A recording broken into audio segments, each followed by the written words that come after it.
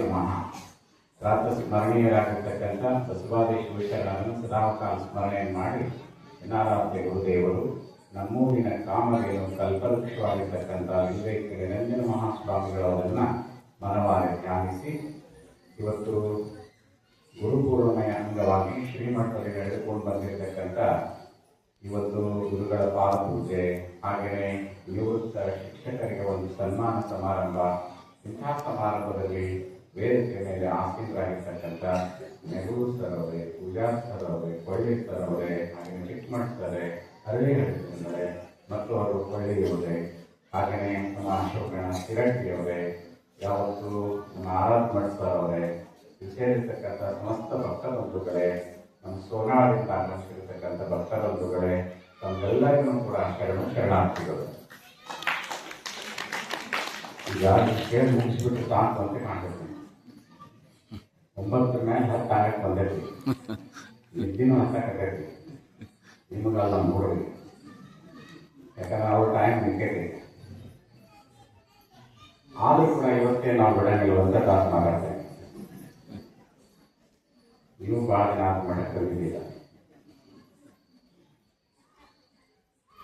ಇವತ್ತು ಇದೊಂದು ಸುಮ್ಮನೆ ಅಪರೂಪವಾಗಿರ್ತಕ್ಕಂಥ ಕಾರ್ಯಕ್ರಮ. ನಾವು ವರ್ಷ ಮಾಡೋದು ಏನಪ್ಪ ಅಂತ ನಮ್ಮ ಹುಡುಗರು ಬರ್ತಿದ್ರು, ನಾವು ಪೂಜೆ ಮಾಡಿಬಿಟ್ರು, ನಾವು ಇವರು ಮಾಡಿ ಮುಗಿಸ್ಬಿಡ್ತಿದ್ವಿ. ಆದರೆ ಇದಕ್ಕೆಲ್ಲ ಒಂದು ರೂಪರೇಷೆಯನ್ನು ಇವತ್ತು ಮಾಡಬೇಕು ಅಂತಕ್ಕಂಥ ಕಲ್ಪನೆ ಯಾವಾಗ ಬಂತು ಅಂತ ಕೇಳಿದ್ರೆ, ನಮ್ಮ ಸೋನಾದಿಂದ ಲೋಕೇಶ್ ನಮ್ಮ ಶಿವಕುಮಾರ್ ಬಂದರು ನೋಡಿ, ಅವರು ಅಂತಾರೆ ನಾವು ಬರ್ತೇವೆ, ಪೂಜೆ ಮಾಡ್ತೀವಿ, ಮತ್ತು ಇವತ್ತಿನ ದಾಸೋಹ ನಾವೆಲ್ಲ ಮಾಡ್ತೀವಿ ಅಂತಂದ ಮೇಲೆ ಇದಕ್ಕೆಲ್ಲ ಒಂದು ಕಾರಣ. ಅದಕ್ಕೆ ನಾವು ಅಂದ್ಕೊಂಡಿದ್ವಿ, ಹಾಗಾದ್ರೆ ನೀವೆಲ್ಲ ಅಲ್ಲಿಂದ ಬರ್ತೀರಪ್ಪ ಅಂತಂದ ಮೇಲೆ ನಾವು ಕೂಡ ಇವತ್ತು ಬರೀ ನಮ್ಮ ಪೂಜೆ ಅಷ್ಟೇ ಮಾಡಿಸ್ಕೊಳ್ಳೋದು ಬೇಡ, ಅದರ ಜೊತೆಗೆ ನಮ್ಮಂಥ ಸ್ವಾಮಿಗಳನ್ನ, ರಾಜಕಾರಣಿಗಳಂತ ಮಂತ್ರಿ ಮಹೋದಯರನ್ನ, ಗಡಿ ಕಾಯ್ತಕ್ಕಂಥ ಸೈನಿಕರನ್ನ, ಎಲ್ಲ ದೊಡ್ಡ ದೊಡ್ಡ ವ್ಯಕ್ತಿಗಳನ್ನ ತಯಾರು ಮಾಡ್ತಕ್ಕಂಥ ಶಕ್ತಿ ಯಾರಿಗೈತಪ್ಪ ಅಂತ ಕೇಳಿದ್ರೆ, ಇವತ್ತು ಶಾಲೆಯಲ್ಲಿ ಇವತ್ತು ಜ್ಞಾನಾರ್ಜನೆಯನ್ನು ಮಾಡಿಸ್ತಕ್ಕಂಥ ಶಿಕ್ಷಕರಿಗೈತಿ. ಅದಕ್ಕಂಥ ಶಿಕ್ಷಕರು 30-35 ವರ್ಷ ಅವಿರತವಾಗಿ ತಮ್ಮ ಸಂಸಾರವನ್ನು ತ್ಯಾಗ ಮಾಡಿದ್ದೀವ.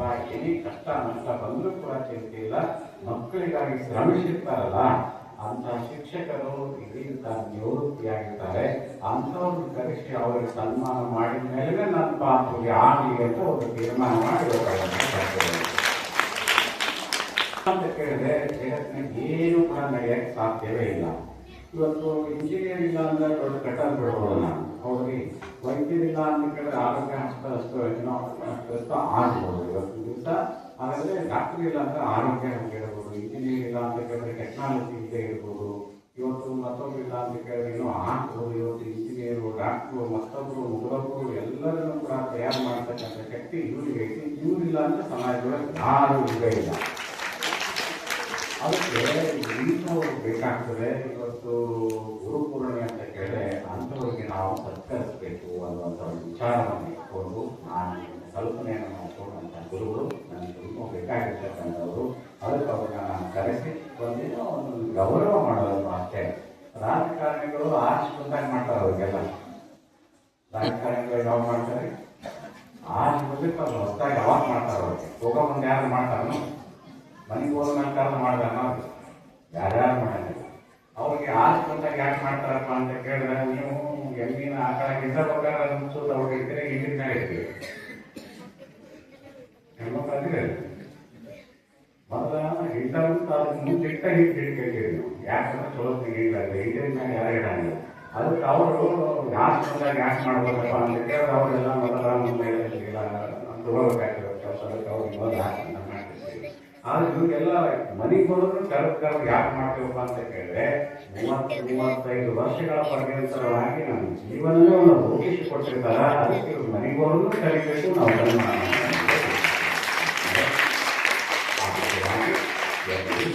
ಜ್ಞಾನ ಲಕ್ಷ ಜ್ಞಾನಾಂಜನ ಶಲಾಕಯ ಚಕ್ಷುರನ್ಮಿಳಿತಮೇನ ತಸ್ಮೈ ಶ್ರೀ ಗುರುವೇ ನಮಃ ಅನ್ನೋದನ್ನೇ ಇವತ್ತು ಅಜ್ಞಾನದ ಕಣ್ಣುಗಳಿಂದ ಕುರುಡಾಗಿರ್ತಕ್ಕಂಥ ಶಿಷ್ಯನ ಕಣ್ಣಿಗೆ ಜ್ಞಾನ ಅಂತಕ್ಕಂಥ ಅಂಜನವನ್ನು ಹಚ್ಚಿ ಆತನಿಗೆ ಪ್ರಪಂಚವನ್ನು ತೋರಿಸ್ತಕ್ಕಂಥ ಶಕ್ತಿ ಗುರುಗಳಿಗಿದೆ.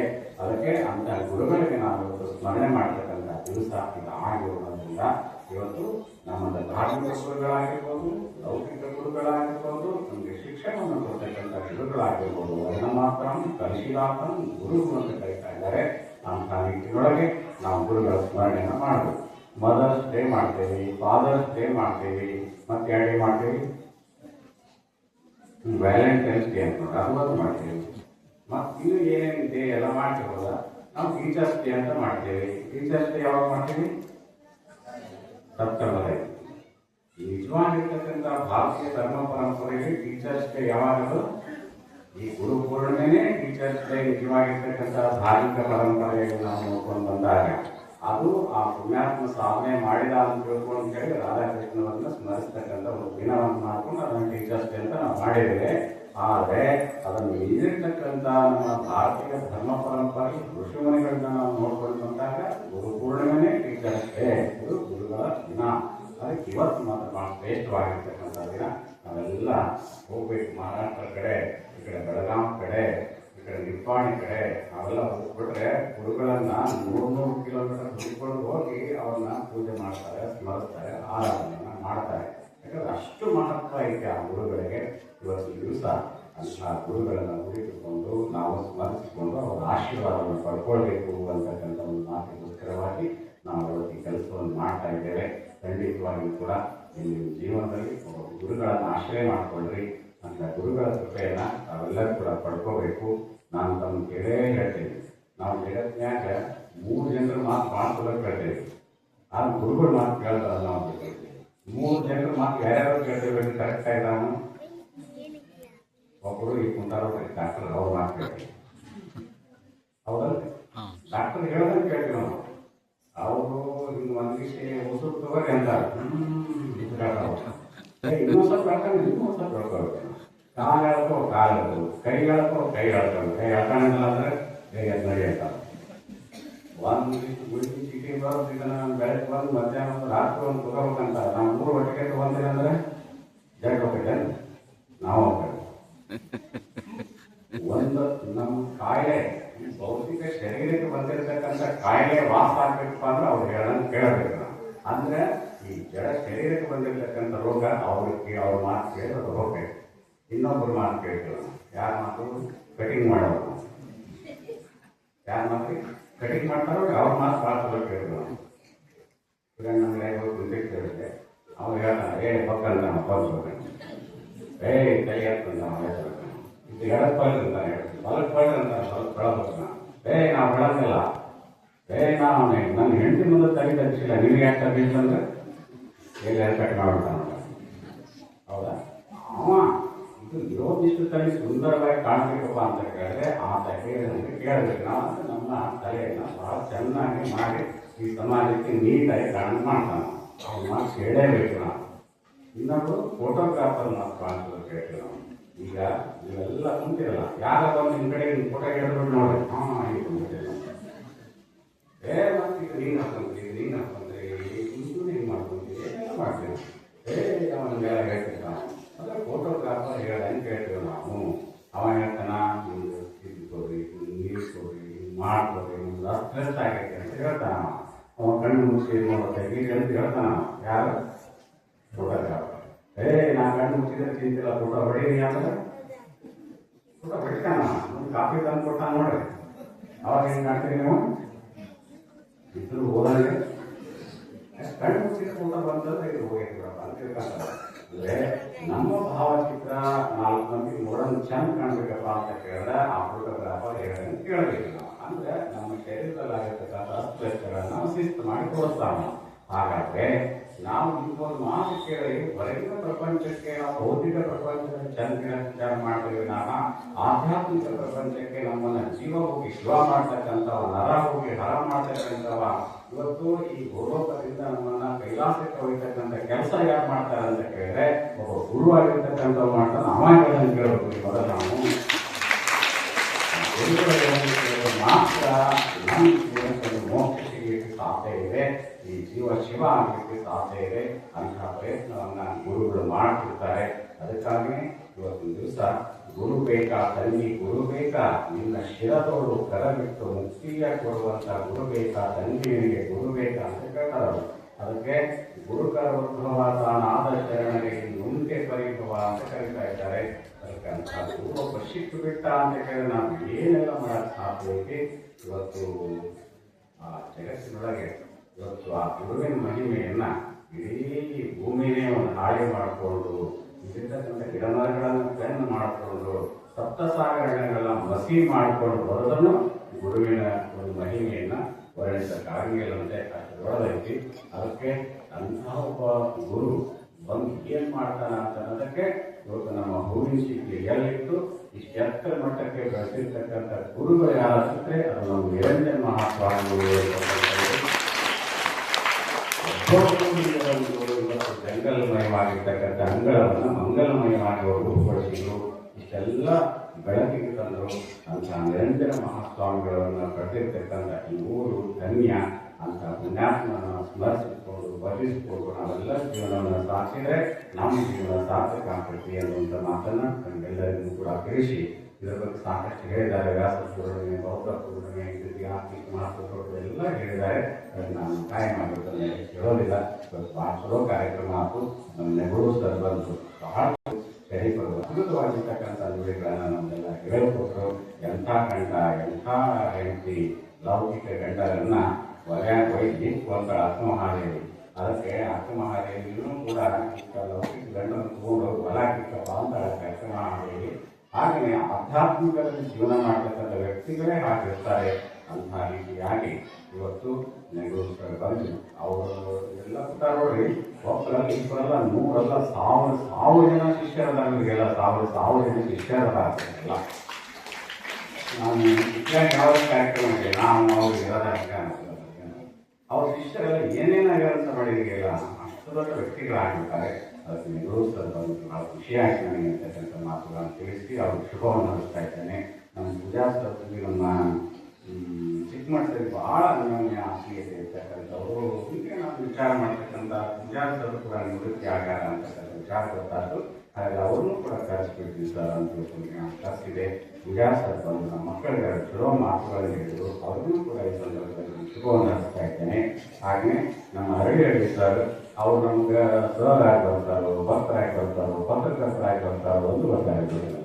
ಯಾಕೆ ಅಂತ ಕೇಳಿದ್ರೆ ಇವತ್ತು ದಿವಸ ನಮ್ಮ ಹರಳಿ ಸರ್ ಶೈಕ್ಷಣಿಕವಾಗಿ, ಸಾಮಾಜಿಕವಾಗಿ ಜನಗಳ ಜೊತೆಗೆ ಬೆರೆಸ್ಕೊಂಡು ಅನೇಕ ವಿಚಾರಧಾರೆಗಳನ್ನು ಅವ್ರು ಲಕ್ಷ್ಮೇಶ್ವರರಾಗಿದ್ದು ಕೂಡ ಶಿಕ್ರಿಯರವರು, ಹೂವಿನ ಶಿಕ್ರಿಯರವರು ಎಲ್ಲ ರೀತಿಯಾಗಿ ತಮ್ಮ ತೊಡಗಿಸಿಕೊಂಡಿದ್ದಾರೆ.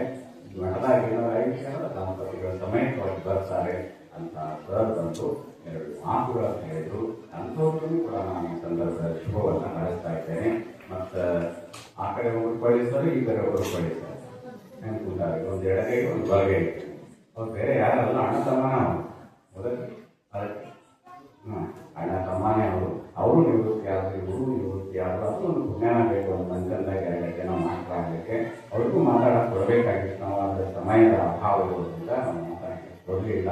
ಅದಕ್ಕೆ ಇಬ್ಬರು ತಮ್ಮ ಒಂದು ಅವಧಿಯೊಳಗೆ ಬಹಳಷ್ಟು ವಿದ್ಯಾರ್ಥಿಗಳನ್ನು ತಯಾರು ಮಾಡಿ ದಿವಸ ಅವರು ಈ ಸಮಾಜಕ್ಕೆ ಒಂದು ಒಳ್ಳೆಯ ಕೊಡುಗೆಯನ್ನು ಕೊಟ್ಟಿದ್ದಾರೆ.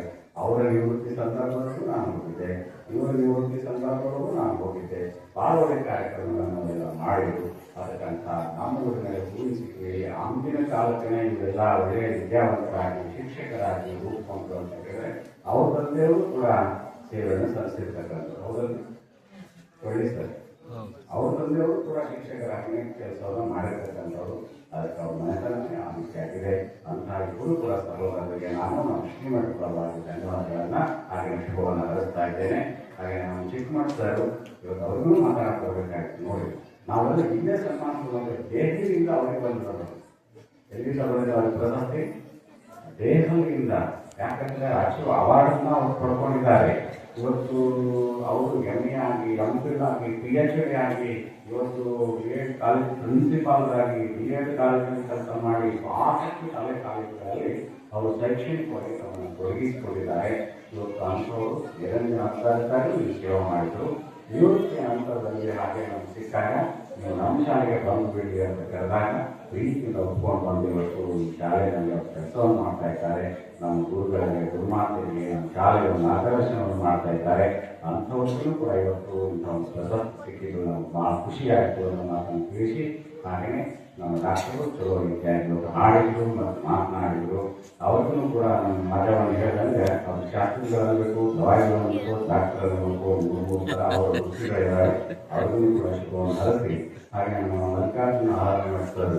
ಅವರು ಸುಮಾರು 30 ವರ್ಷಗಳ ಕಾಲ ಅವರು ಸಂಸ್ಕೃತ ಶಿಕ್ಷಕರಾಗಿ ಹತ್ತಿ ಮತ್ತು ಮಠದೊಳಗೆ ಅನೇಕ ವರ್ಷಗಳ ಪರ್ಯಂತರವಾಗಿ ಇವತ್ತು ಅಲ್ಲಿಗೆ ಮಕ್ಕಳಿಗೆ ಒಂದು ಒಳ್ಳೆಯ ಸಂಸ್ಕಾರ, ಸಂಸ್ಕೃತಿ, ಸಂಸ್ಕೃತವನ್ನು ಕಲಿಸಿರ್ತಕ್ಕಂಥವ್ರು. ಅವರು ನಿವೃತ್ತಿ ಆದಮೇಲೆ ನಾನು ತುಂಬ ವಿಚಾರ ಮಾಡಿದೆ, ಹಂಗಾಗಿ ನೀವು ನಿವೃತ್ತಿ ಆದಮೇಲೆ ಅದು ಹೋಗಬೇಡಿ, ನಮ್ಮ ಮಠದಲ್ಲಿ ನೀವು ನಮ್ಮ ಮಕ್ಕಳಿಗೆ ಸಂಗೀತವನ್ನು ಹೇಳಕ್ಕೆ, ಸಂಸ್ಕೃತವನ್ನು ಹೇಳಕ್ಕೆ ಬರಲೇಬೇಕು ಅಂತಂದಾಗ ಪಾಪ ದಿನ ಓಡಾಡ್ತಾರೆ. ಅವರು ಹತ್ತಿ ಮತ್ತು ದಿನಾಲು ಕಾಯ್ಕೊಂಡು ಬರ್ತಾರೆ. ಮತ್ತು ಅದ್ರ ಜೊತೆಗೆ ಅವ್ರ ಮಗನ ಕರ್ಕೊಂಡು ನಾವು ತರಲಾರ ನಾವು ನಿರಂಜನ ನಮ್ಮ ಮಗ ಹೆಸರು ನಿರಂಜನ ಅಂತ ತಿಳ್ಕೊಂಡು ಹೇಳಿ ಅವನು ನಾನು ಹತ್ತಿ ಮತ್ತು ಬಂದಾಗ ಒಂದು ತಿಂಗಳು ಪ್ರವಚನ ಮಾಡಿದ್ರೆ ನನಗೆಲ್ಲ ತರಲಾರ ಕಮ್ಮಿ ಆಗಿದ್ದೆ. ಅದಕ್ಕೆ ಅವ್ರ ಮನೆತನೇ ಒಂಥರ ದೇಣಿಗೆ ಅದು ಸಂಗೀತ ಅಂತಕ್ಕಂಥದ್ದು. ಅವ್ರ ತಮ್ಮರು ಸಂಗೀತ ವಿದ್ವಾಂಸರು, ಅವರ ಅಣ್ಣರು ಕೂಡ ಒಳ್ಳೆಯ ವಿದ್ವಾಂಸರು. ಅಂದರೆ 3 ಜನ ಸಹೋದರರು ಒಳ್ಳೆಯ ವಿದ್ಯಾವಂತರು. ಅದಕ್ಕೆ ಇವತ್ತು ಅವ್ರಿಗೂ ಕೂಡ ನಾವು ಸನ್ಮಾನಿಸಿದ ಖುಷಿ ತಂದುಕೊಟ್ಟಿದ್ವಿ ಅಂತಕ್ಕಂಥ ಮಾತುಗಳನ್ನು ತಿಳಿಸಿ, ಲೋಕೇಶ, ಶಿವಕುಮಾರ ಇವರೆಲ್ಲರೂ ಕೂಡ ನಮಗೆ ಬಹಳಷ್ಟು ಆತ್ಮೀಯರಾಗಿ ಇವತ್ತು ಒಳ್ಳೆಯ ಭಕ್ತರಾಗಿ ಕೆಲಸವನ್ನು ಮಾಡ್ತಾ ಇದ್ದಾರೆ. ಅಲ್ಲಿಂದ ಬಂದು ಪ್ರಸಾದ ಸೇವೆಯನ್ನು ವಹಿಸಿಕೊಂಡು ಇವತ್ತು ದಿವಸ ನಿರಂಜನ ಸ್ವಾಮಿಗಳ ಜೊತೆಗೆ ಪಾತ್ರರಾಗಿದ್ದಾರೆ. ಅವ್ರಿಗೂ ಕೂಡ ಶುಭವನ್ನು ಈ ಸಂದರ್ಭದಲ್ಲಿ ಹಾರಸ್ತಾ ಇದ್ದೇನೆ. ಹಾಗೆಯೇ ಈ ಒಂದು ಪುಣ್ಯಮಯ ಕಾರ್ಯಕ್ರಮದಲ್ಲಿ ಅವರಿವರೆಲ್ಲ ಎಲ್ಲರೂ ಕೂಡ ಭಾಗವಹಿಸಿ ಈ ಕಾರ್ಯಕ್ರಮಕ್ಕೆ ಶೋಭೆಯನ್ನು ತಂದುಕೊಟ್ಟಿದ್ದೀರಿ, ಯಶಸ್ವಿಗೊಳಿಸಿದ್ದೀರಿ. ನಿಮ್ಮೆಲ್ಲರಿಗೂ ಕೂಡ ಶುಭವನ್ನು ನಡೆಸಿ ನಮ್ಮ ಅಶೋಕಣ್ಣ ನಮ್ಮ ಸನ್ಮಾನದಲ್ಲಿ ಅನ್ನಕಂತ ಹೀಗಾಗಿ ನೀವು ಒಂದು ವರ್ಷ ನಮಗೆ ಮೆಡಿಸಿನ್ ಕೊಡೋದು ಬಿಡಪ್ಪ ಅನ್ನೋದು ಈ ರೀತಿ ಏನಿದೆ. ನಮ್ಮ ಮಕ್ಕಳಿಗೆ ಮೆಡಿಸಿನ್ ಕೊಡ್ತಾರೆ ನಾವು ವರ್ಷಕ್ಕೆ. ಆಗಸ್ಟ್ ನಮ್ಮ ಮಕ್ಕಳಿಗೆ ಏನೇನು ಡಾಕ್ಟರು ಬರ್ಕೊಡ್ತಾರೆ, ಇವರು ಗುರಿ ಕೊಡ್ತಾರೆ. ಅಂದರೆ ಅವರು ಎಷ್ಟೇ ನಮ್ಮ ಮಕ್ಕಳಿಗೆ ಔಷಧಿಗಳಿಗೆ ವ್ಯವಸ್ಥೆ ಇದ್ರೂ ಕೂಡ ಅಂದರೆ ಒಂದು ಮಾತು ಹೇಳ್ಬಿಡಿ, ನಾನು ಕಳಿಸ್ಕೊಡ್ತೇನೆ ಅಂತ ಹೇಳಿ ಸಿದ್ಧಲಿಂಗೇಶ್ವರ ಬೆಳಕಲ್ಲ ಇದ್ದಾರೆ ಸಿದ್ಧಿಯೊಳಗೆ ಅದೆಲ್ಲ ಇರುತ್ತೆ. ಅದಕ್ಕೆ ನಮಗೆ ನಮ್ಮ ಮಕ್ಕಳಿಗೆ ಒಂದು ವರ್ಷಕ್ಕೆ ಆದಷ್ಟು ಮೆಡಿಸಿನನ್ನು ಔಷಧಿಯನ್ನು ವಿತರಣೆ ಮಾಡ್ತಾರೆ. ಬಟ್ ಏನೇ ಕೆಲಸ ಕಾರ್ಯಗಳಿಗೂ ಕೂಡ ಅವನೇ ವಿತರಣೆ ಮಾಡ್ತಾರೆ. ಅದಕ್ಕಂತ ಅಶೋಕಣ್ಣ ಬಂದು ನೆಗೋಸ್ತಾರ ಅವರದ ನೆಗೋಸ್ತಾರ ಅದಕ್ಕೆ ಅಂತ ಅಶೋಕಣ್ಣೂ ಕೂಡ ನಾನು ಸಂದರ್ಭದಲ್ಲಿ ಶುಭವನ್ನು ಹರಿಸಿ ಮಾದೇವಣ್ಣ ಬಂದರು. ಅವರು ಕೂಡ ಚಲೋ ನಿರೂಪಣೆಯನ್ನು ಮಾಡಿದರು. ಇವತ್ತು ಸ್ವಾಗತ ಕಾರ್ಯಕ್ರಮವನ್ನು ನಡೆಸಿಕೊಟ್ಟರು, ಇಟ್ಟಿಗೆ ಮತ್ತು ನಿರೂಪಣೆಯನ್ನು ಮಾಡಿದರು.